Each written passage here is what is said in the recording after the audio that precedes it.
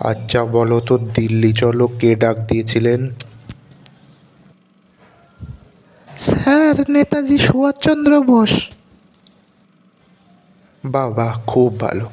আচ্ছা বলো তো, একজন দেশপ্রেমিকের নাম কি? স্যার, অনেকেই তো আছেন, যেমন মহাত্মা গান্ধী। বাহ বাহ, খুব সুন্দর, খুব ভালো বলেছ। আচ্ছা বলো তো, ভারত কবে স্বাধীন হয়?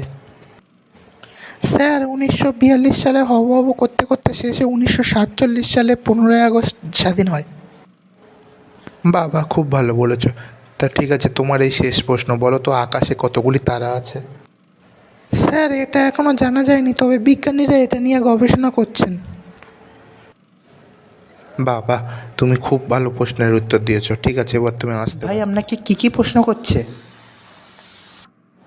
প্রশ্নগুলো মনে নেই, তবে উত্তরগুলো বলে দিচ্ছি। নেতাজি সুভাষচন্দ্র বোস, অনেকেই তো আছেন, যেমন মহাত্মা গান্ধী।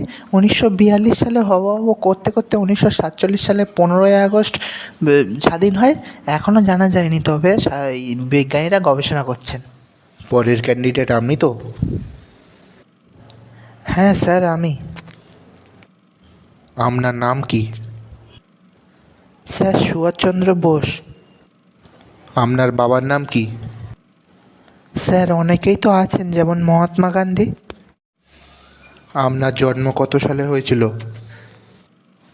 স্যার, 1942 সালে হব হব করতে করতে শেষে 1947 সালে 15ই আগস্ট জন্ম হয়েছিল। আরে, আপনি কি পাগল নাকি? স্যার, এখনও জানা যায়নি, তবে বিজ্ঞানীরা গবেষণা করছেন। আরে আপনি জান তো, কোথার থেকে সব চলে আসে।